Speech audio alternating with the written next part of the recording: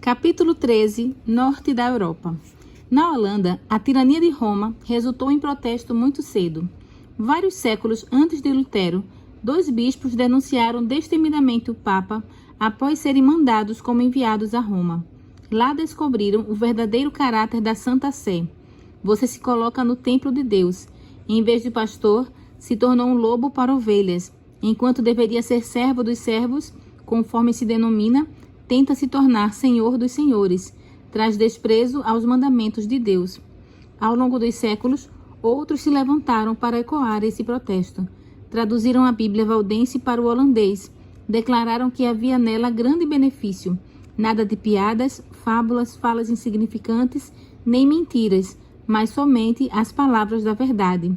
Foi isso que os amigos da antiga fé escreveram no século XII. As perseguições de Roma começaram, mas o número de fiéis continuou a se multiplicar, declarando que a Bíblia é a única autoridade infalível em questões religiosas e que ninguém deveria ser forçado a crer, mas ser ganho por meio da pregação. Os ensinos de Lutero encontraram homens fiéis e fervorosos na Holanda para pregar o Evangelho. Menos Simons, que recebeu educação católica romana e foi ordenado padre, era completamente ignorante em relação à Bíblia e se recusava a lê-la por temer se tratar de heresia. Tentou silenciar a voz de sua consciência por meio de uma vida pecaminosa, mas não conseguiu. Depois de um tempo, foi atraído ao estudo do Novo Testamento. Leu também os escritos de Lutero, e esse estudo o levou a aceitar a fé reformada. Pouco depois, viu um homem ser condenado à morte por ter sido rebatizado. Isso o levou a estudar o tema do batismo infantil na Bíblia. Viu que o arrependimento e a fé são condições necessárias para o batismo. Menos deixou a Igreja Católica e dedicou a vida ao ensino de verdades que havia aceitado. Tanto na Alemanha quanto na Holanda, surgiu um grupo de fanáticos que transgredia a ordem pública, a decência e tendia a se revoltar contra o governo. Menos se opôs aos falsos ensinos e planos bárbaros dos fanáticos. Por 25 anos, viajou pela Holanda e pelo norte da Alemanha, exercendo ampla influência e demonstrando com a própria vida os ensinos que ensinava. Era um homem íntegro, humilde e manso, sincero e fervoroso. Muitas pessoas se converteram por intermédio de sua obra. Na Alemanha, o imperador Carlos V havia proibido a reforma, mas os príncipes restringiram a tirania do monarca. Na Holanda, o poder dele era maior e decretos de perseguição rapidamente sucederam um ao outro. Ler a Bíblia, ouvi-la ou pregá-la, orar a Deus em segredo, não se prostrar diante de uma imagem, cantar um salmo, todas essas coisas eram passíveis de pena de morte. Milhares foram executados durante o reinado de Carlos e Felipe II. Em certa ocasião, uma família inteira foi levada diante dos inquisidores, acusada de não ir à missa e adorar a Deus em casa.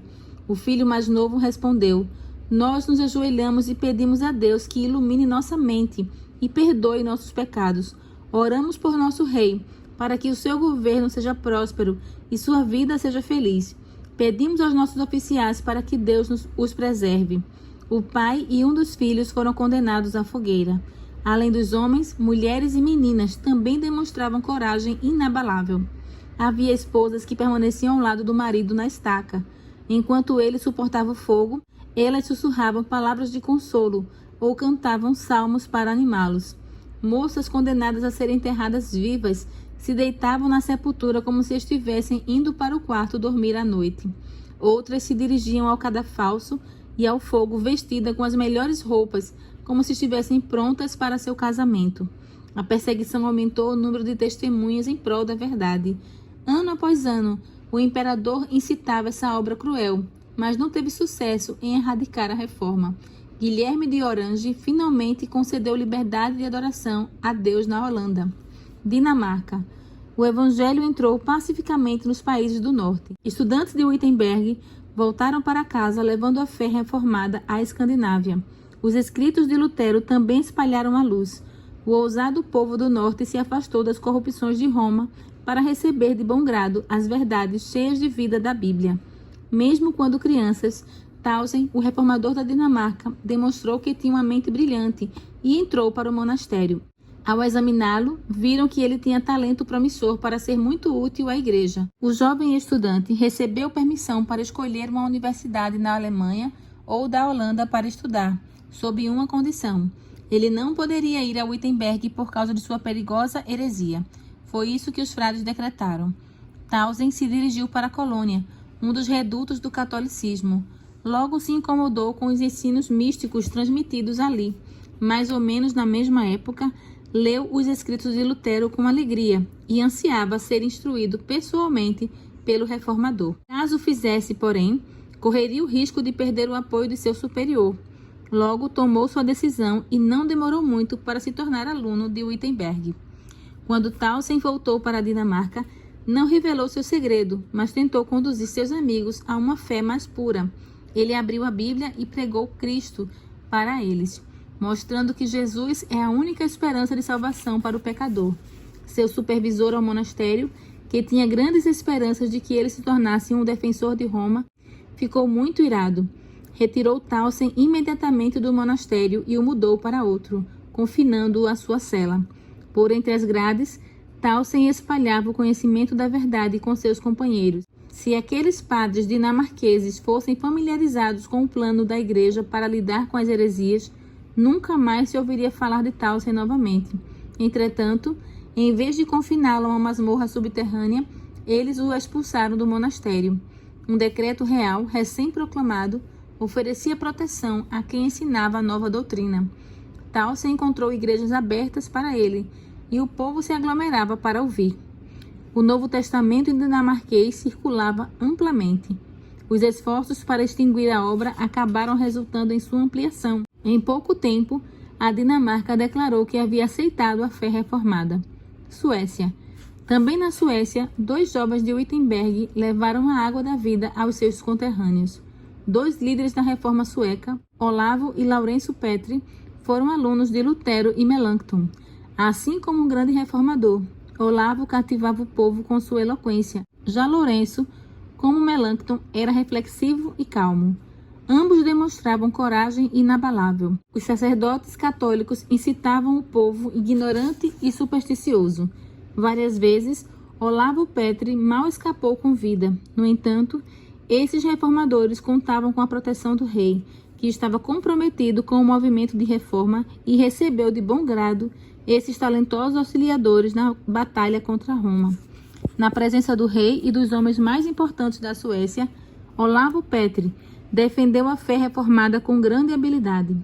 Declarou que os cristãos só deveriam aceitar os ensinos dos pais da igreja quando estes estivessem de acordo com as Escrituras e que a Bíblia apresenta as doutrinas essenciais da fé de maneira clara, a fim de que todos sejam capazes de compreendê-la. Esses acontecimentos nos mostram o tipo de homens que formavam o exército dos reformadores.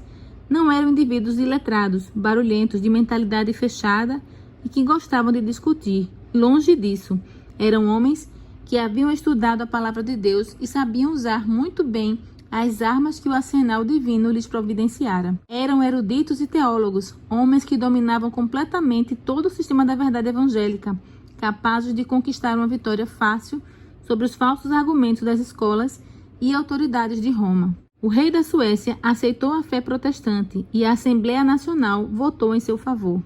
A pedido do rei, os 2 irmãos, Olavo e Lourenço Petri, começaram a tarefa de traduzir a Bíblia inteira.